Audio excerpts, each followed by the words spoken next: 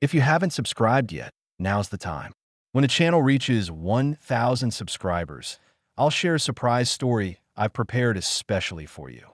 Winter, 1944. The outskirts of Bastogne. The wind moved through the trees like a steady breath, carrying with it the smell of burned fuel and cordite. The ground was frozen hard, layered with ice and shell fragments. Snow clung to the sandbags, to the gun barrels, to the faces of the men who had stopped moving days ago. The Allied artillery outpost, once part of a larger battery, was now little more than a trench, a single gun, and two soldiers who hadn't slept in nearly 2 days. Lieutenant Elise Moreau, 28, French, had been transferred to British command after the liberation of Normandy. She'd grown up near Rouen, studied mathematics before the war, and joined the Free French Army when her hometown was bombed. Her command skills had made her valuable to the British, but that didn't protect her from exhaustion or fear.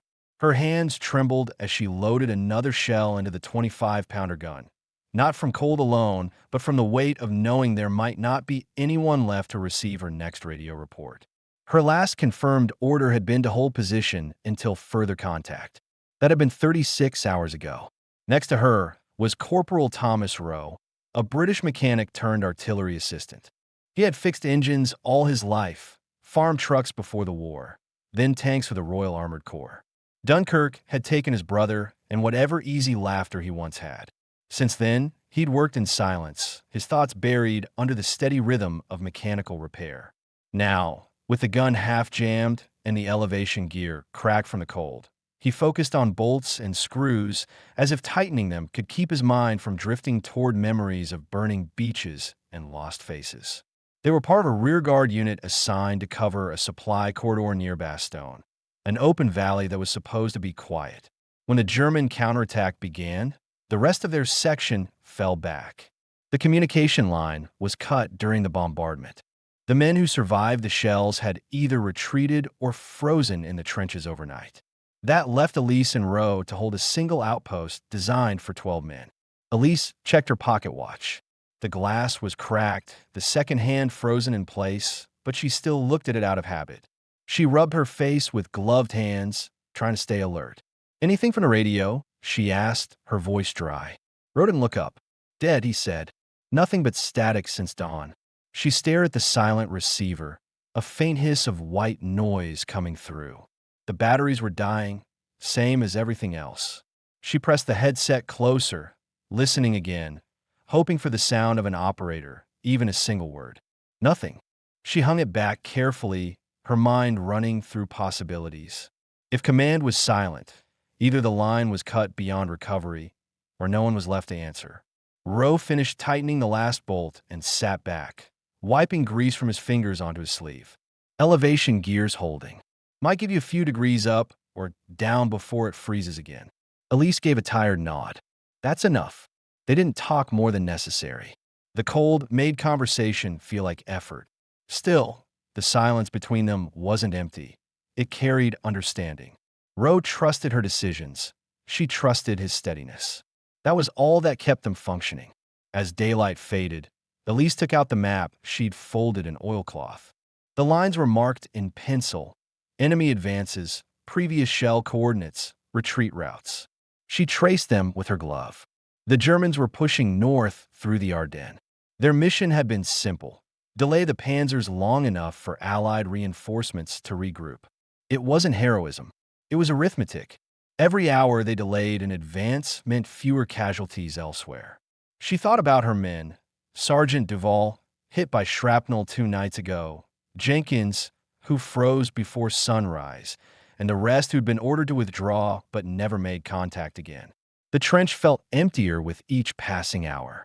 At one point, Rowe brought over a dented tin mug filled with black coffee, still steaming from small burner.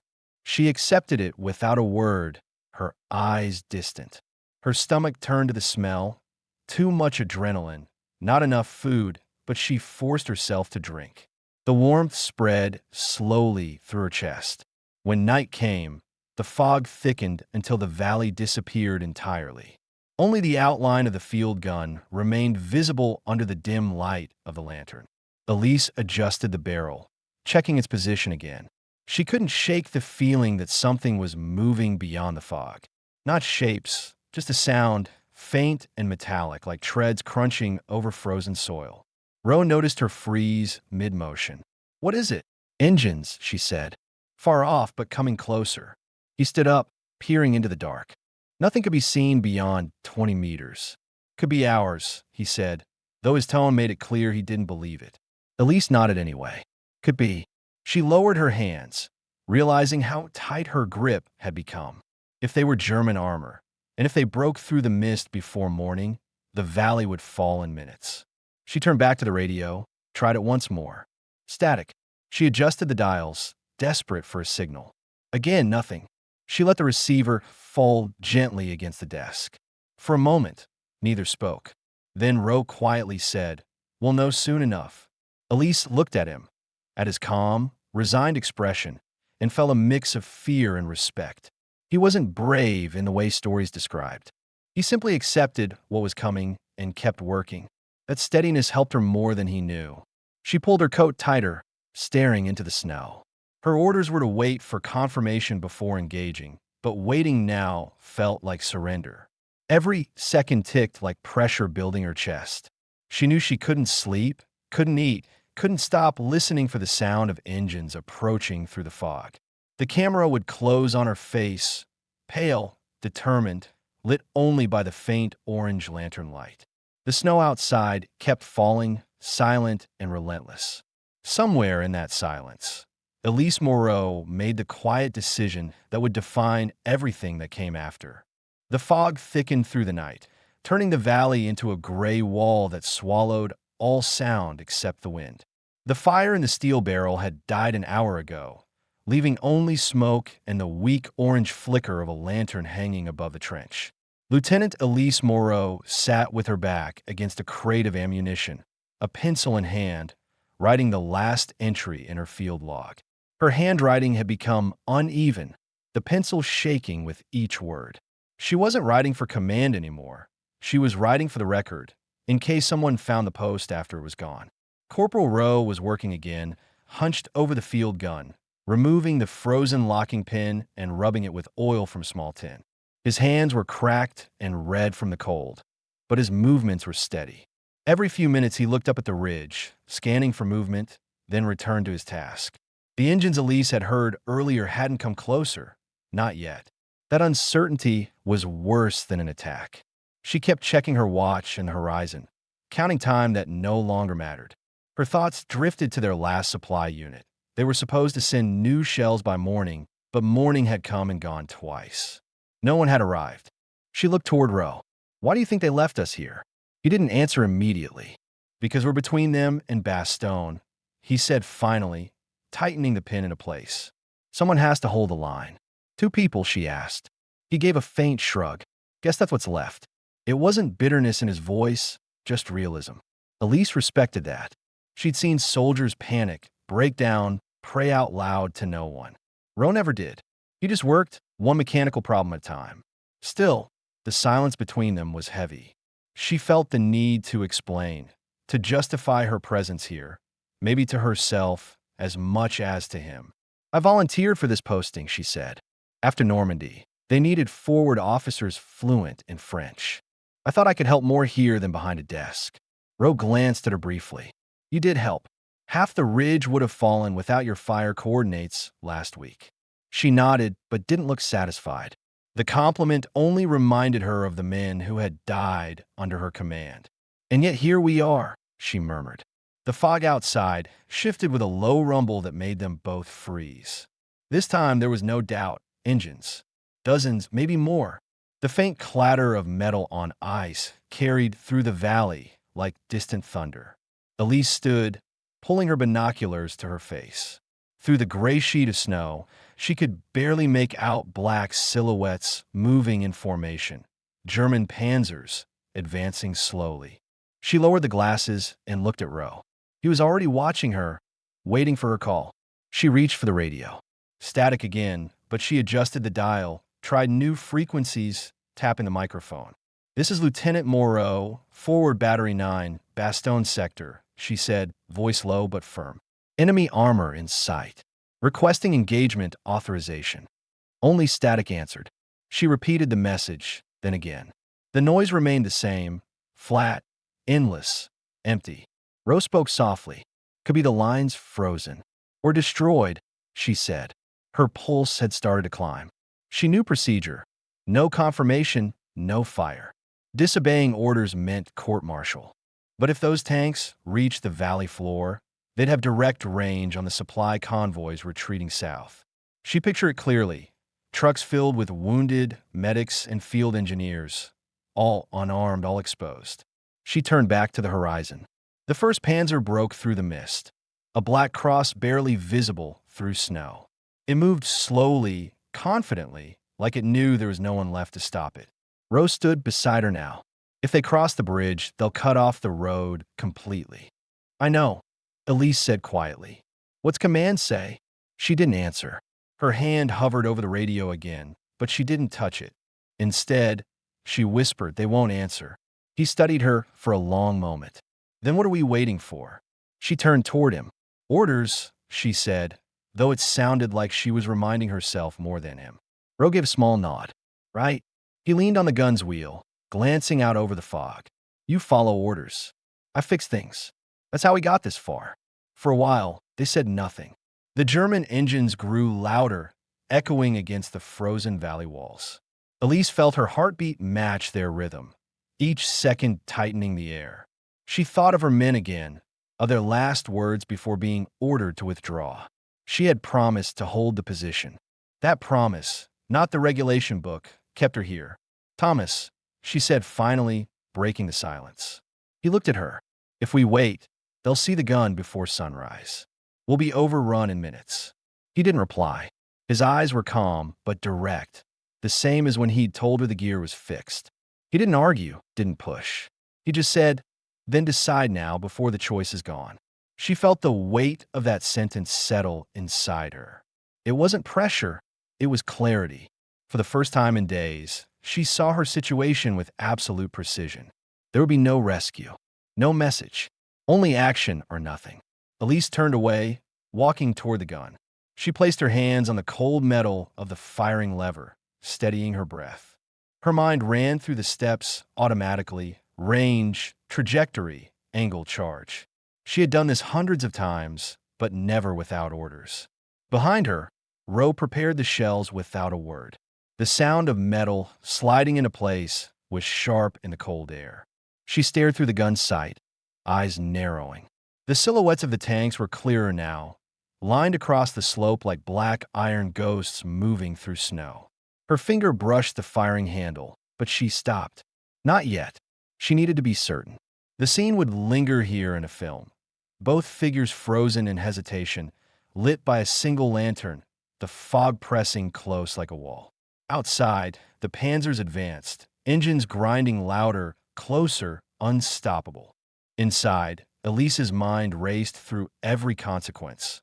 The court-martial, the headlines, the doubt of every officer who had ever told her a woman had no place commanding artillery.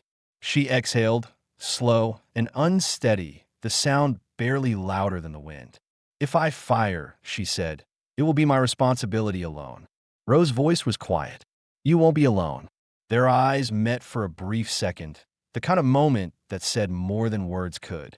Elise turned back to the gun, set her sights once more on the lead tank, and waited for one last confirmation from the radio that never came. The fog thickened. The engines grew louder. And in that frozen silence, Elise Moreau made her decision. The air was thick enough to taste cold, metallic, and silent except for the deep, steady growl of tank engines in the fog. Lieutenant Elise Moreau stood behind the gun sight, her hands stiff on the elevation wheel. Corporal Rowe crouched beside the shell rack, his breath forming faint white trails that hung in the air. The two had stopped speaking. Everything that needed to be said was already between them. Outside, the faint outlines of Panzers moved across the ridge. Elise counted 5, then 8, then realized there were more, their silhouettes stretching down the slope like a steel serpent. Each tank's headlight flickered through the snow, muted but menacing.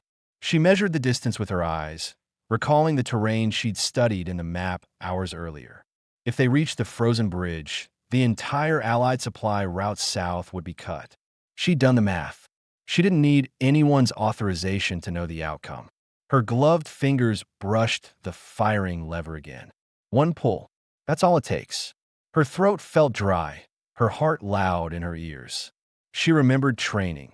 Never engage armor without confirmation. That rule had been carved into her since officer school. But command was gone, the line dead, and the enemy very much alive. The weight of the rule felt smaller now compared to the weight of silence on the radio. "Thomas," she said quietly, not looking up from the sight. "Set charge 5. Adjust fuse to impact." Rowe froze, then nodded once. He moved mechanically, pulling a shell from the rack, brushing snow off the casing, sliding it into the breech. The clank of steel closing was clean and final. "You sure about this?" he asked, voice low. "No," she said, "but waiting won't change what's coming." He didn't argue. He pulled back, checked the locking mechanism, and stood by the recoil arm. Elise leaned forward, aligning the sight until the lead Panzer filled her vision. Dark, square, and moving straight toward the valley. "Ready," Rose said. She didn't answer. She watched the movement through the fog, adjusted the elevation slightly, and steadied her breath. A tremor ran through her arms, not from cold, but from knowing she was about to cross a line that could end her career or her life. "Firing," she whispered. The explosion tore through the stillness. The gun kicked back violently, the recoil shaking the trench. The shell disappeared into the fog. For a moment, nothing. Then a blinding flash erupted on the ridge, followed by a deep, rolling blast that rattled the snow loose from the trees. The lead Panzer vanished in flame. Seconds later, the chain reaction began. One tank's ammunition ignited another and another. Through the haze, Elise saw it unfold like controlled chaos. Fireballs flared one after another, the fog lighting up orange and red. The ground shook under their feet. Shattered tracks and armor flew through the air, landing in the snow with dull thuds. The entire column was collapsing, trapped by its own wreckage. Rowe reloaded without a word, sweat glistening on his face despite the cold. Second shell ready. Elise didn't need to aim. The wreckage itself was now a target. Fire again. He pulled the cord. Another roar, another flash. The second shell struck a fuel carrier at the rear. The explosion lit the valley like daylight for an instant, then fell back to gray smoke. They both stood still, breathing hard. The noise faded slowly, replaced by the crackle of burning steel. Elise lowered her hands, realizing she'd been gripping the sight until her knuckles went white. Her body trembled from shock and adrenaline. Rowe broke the silence first. That's the whole column." She looked through the smoke. Not one made it through. Neither of them spoke for a long time. The gun's barrel steamed, the metal glowing faintly. Snowflakes melted as they hit it. Elise sat down on an ammunition crate, staring at the burning line of tanks. For a second, she couldn't tell if she felt relief or guilt. Both emotions tangled in her chest until they became something wordless. Rose sat down beside her, rubbing his hands together. "They'll call it disobedience." "I know. Maybe even treason." "I know that too." He nodded, as if confirming they were both aware of what came next. "Still," he said, looking toward the flames, "you just saved everyone south of here." Elise followed his gaze. The horizon flickered orange against the white snow. "If command even believes it was us," she said, "they'll think it was another battery." "Maybe that's better," he replied. She turned toward him. "You think we should lie?" He gave a faint smirk. "No, I just think sometimes truth doesn't change much." She looked at him for a moment, then back at the wreckage. The heat from the burning tanks was enough to warm the air slightly, the snow around them starting to melt into patches of black mud. She unbuttoned her coat, her movements slow, exhausted. "What happens now?" he asked. She thought about it. "We wait. They'll send someone when the smoke clears. And if they don't, then we keep the gun loaded." He nodded again, simple agreement. They sat there quietly, two silhouettes outlined by firelight. The world beyond the valley was silent. The radio was still dead. Elise's mind began to process what she'd done, piece by piece. She remembered the first flash, the recoil, the sound of the explosion, the fact that she had given the order without hesitation in the end. Fear hadn't disappeared. It had simply become irrelevant. The decision had been made, and that gave her a strange kind of peace. She looked at Roe again. His face was half lit by the fire, half in shadow. He looked calm, almost detached, but his eyes were still moving, tracking, calculating the way a mechanic watches an engine run after repair. She realized he wasn't just following her orders. He'd chosen the same risk she had. "Thank you," she said quietly. "For what?" "For not asking me to wait." He didn't answer. He just looked at her for a moment, then back toward the valley, his expression unreadable. By dawn, the fog began to lift.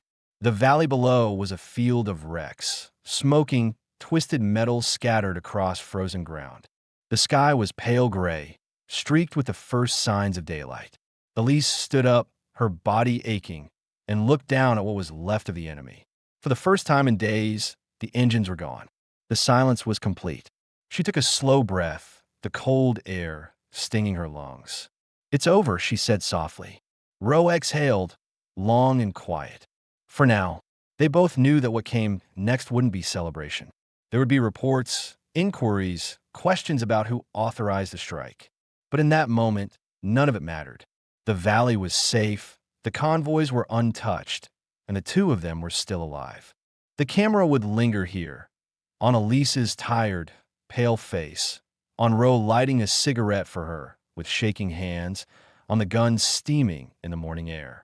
A war zone turned into silence. A rule broken for the right reason. And somewhere deep inside that silence, Elise Moreau found something she hadn't felt in months. The calm that comes after doing what needed to be done. The smoke from the destroyed tanks lingered over the valley well into the morning. It mixed with the fog, forming a pale gray sheet that moved slowly through the frozen hills. Lieutenant Elise Moreau stood beside the artillery gun, her hands buried in her coat pockets, watching the wind carry black ash across the snow. The air smelled of oil, metal, and something faintly sweet, the burned fuel of enemy armor. Each time she inhaled, her throat tightened. It wasn't victory she felt, not really. It was the heavy calm that comes after a decision that cannot be undone. Corporal Thomas Rowe sat a few meters away, his back against a crate, cigarette between his fingers. He hadn't spoken much since the last shell.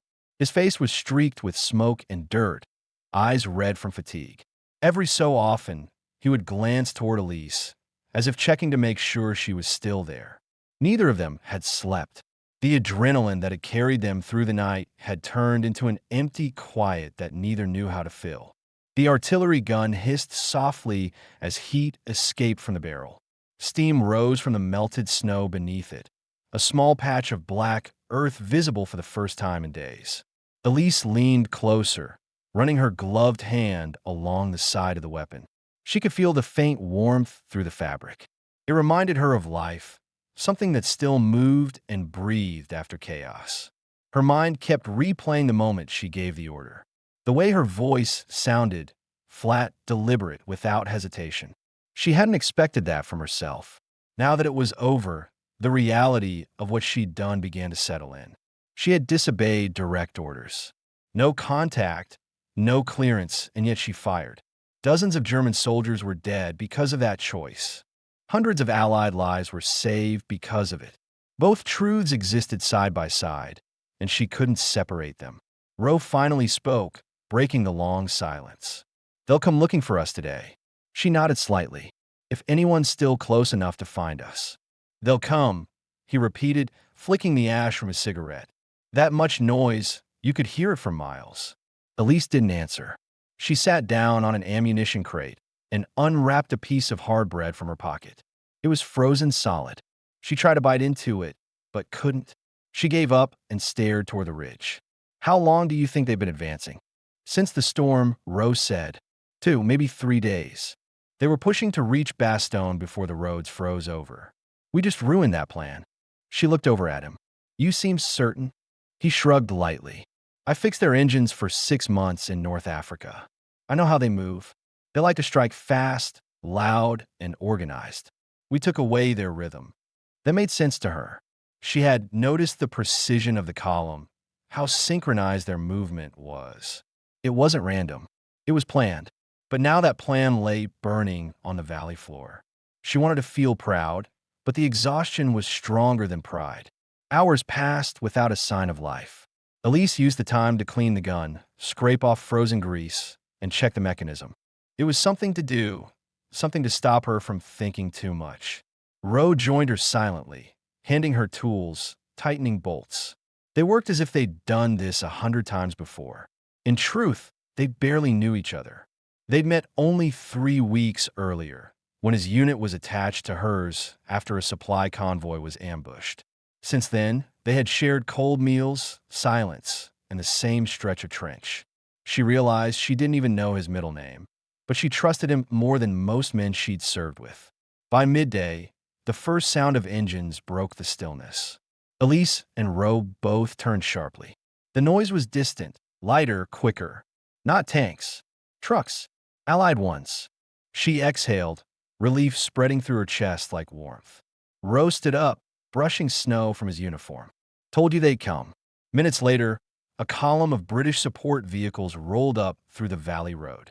Soldiers jumped out, weapons ready, scanning the smoking wreckage in disbelief. A captain approached the trench, stopping when he saw Elise and Roe standing beside the gun. "Who's in command here?" he asked, eyes moving between them. Elise straightened her coat. "Lieutenant Moreau, Free French Army, attached to British Artillery Command." The captain's gaze flicked toward the burning ridge, then back at her. "This sector was reported lost. How the hell did you hold it?" She didn't flinch. "We fired." He frowned. "Under whose orders?" Elise hesitated, the silence stretching between them. Roe spoke first. "Hers." The captain studied them for a moment longer, then let out a quiet, astonished laugh. "I'll be damned. You just wiped out an entire Panzer column with one battery." Elise's tone was calm. "One gun." The man shook his head, still trying to process what he was seeing. "Get your report ready, Lieutenant. Command will want every detail." He turned to his men. "Clear the area. Get a medic over here." As the trucks moved closer and fresh troops began inspecting the wreckage, Elise felt her legs weaken slightly. The tension that had kept her upright for 2 days finally began to fade. She lowered herself onto the edge of the trench, watching the soldiers move through the field she'd destroyed. Some took photographs. Others whispered quietly, pointing at the burned hulls. She wondered what they were saying. Rose sat beside her again, lighting another cigarette. He handed it to her this time. Her fingers shook slightly as she took it. The flame illuminated the edges of her face, the dirt, the exhaustion, the faint trace of guilt she hadn't spoken of. "You should get checked by the medic," Rose said. "I'm fine." "You're shaking." I said I'm fine. She took a drag, exhaled slowly, then looked at him. "You're not worried about what happens next?" He met her eyes. "Worry won't change it." That answer calmed her more than any reassurance could. For the first time in a long while, she smiled faintly, though it barely reached her eyes. "You're consistent. I'll give you that."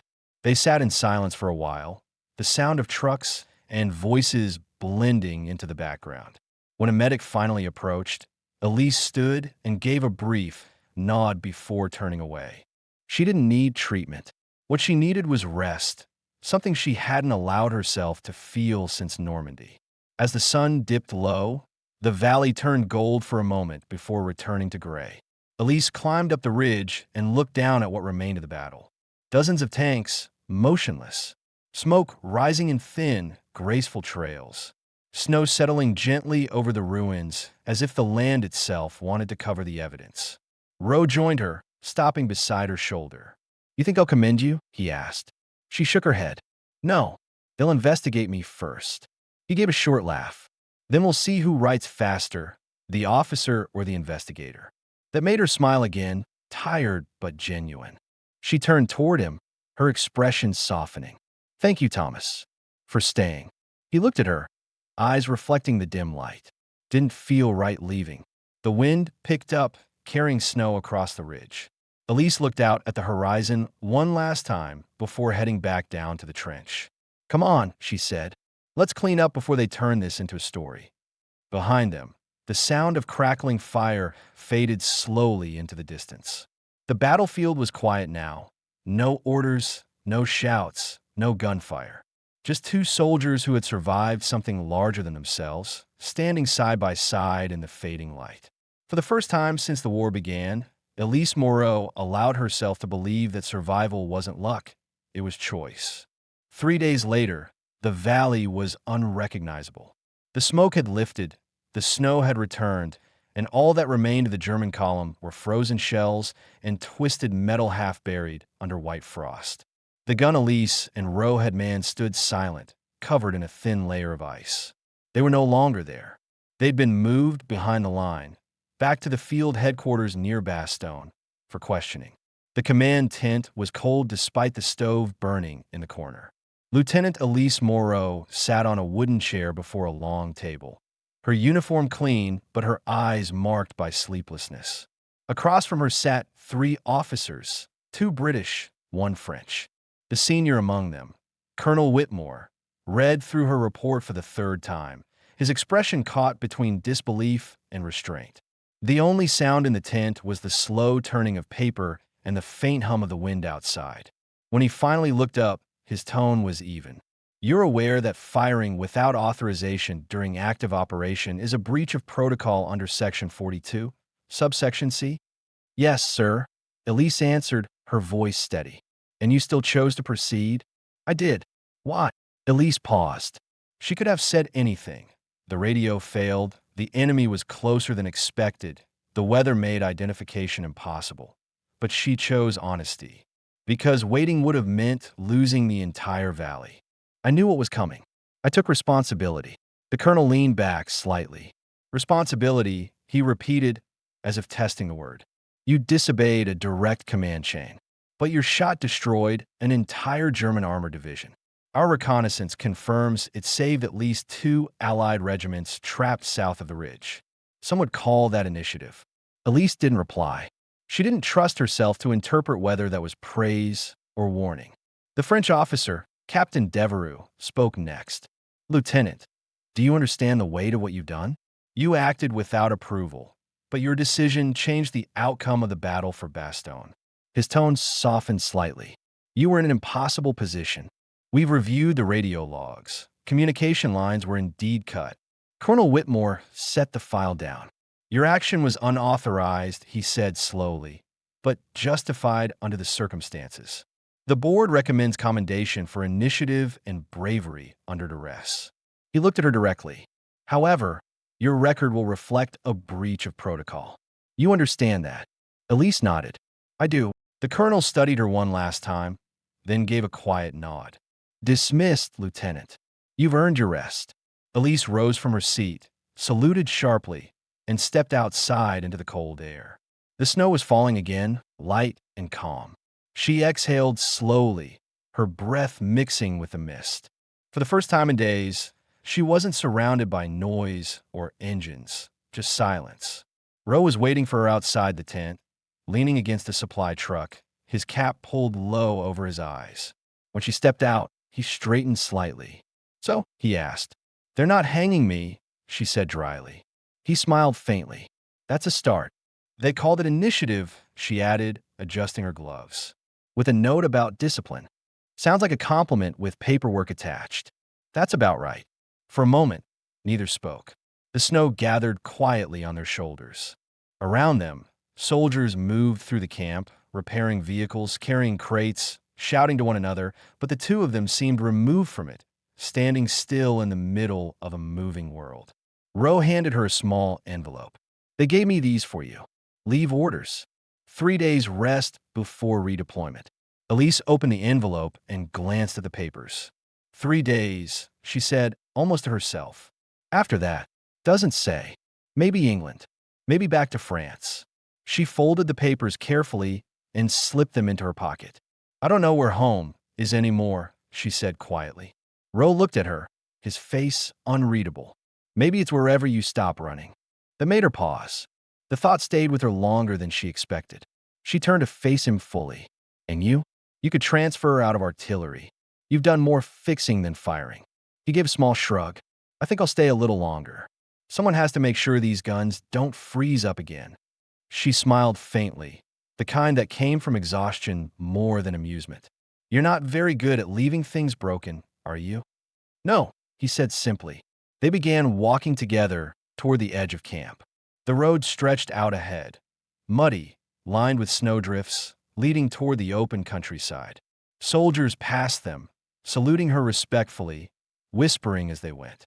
The story of the unauthorized strike had already begun to spread, though Elise didn't want it to. She didn't see heroism in what she did. She saw necessity. As they walked, the sound of boots crunching in snow was the only rhythm.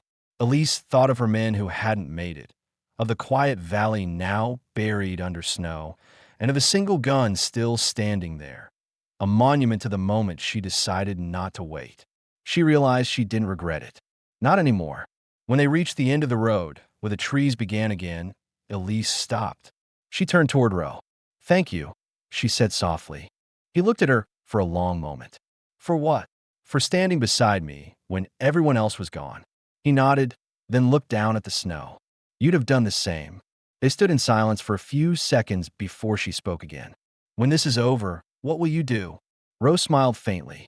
I've spent my life fixing other people's mistakes. Maybe I'll learn how to live with my own. Elise let out a quiet breath that almost sounded like a laugh. That sounds like a good plan. The snow began to fall harder now, drifting in slow, lazy spirals around them. Elise looked out toward the horizon, a white field stretching endlessly east. We'll move at dawn, she said. Ro nodded. Until then, she replied, her voice calm, we rest. They turned back toward the camp, walking side by side through the snow, their silhouettes fading into the pale light. For the first time since the war began, neither of them felt the need to fill the silence. It was enough to just exist in it, to breathe, to feel the cold air, to know they were still alive. The camera would close slowly on that image. Two soldiers walking together in the quiet aftermath of battle, their shadows long against the snow, the war momentarily distant. A single gun standing silent in the valley behind them, a reminder of defiance, survival, and a bond forged in a moment of impossible choice. And though the war would continue elsewhere, for Elise Moreau and Thomas Rowe, this was the end of it, the moment when duty gave way to something quieter, steadier, and real. A small, hard-won peace in the middle of a world still burning.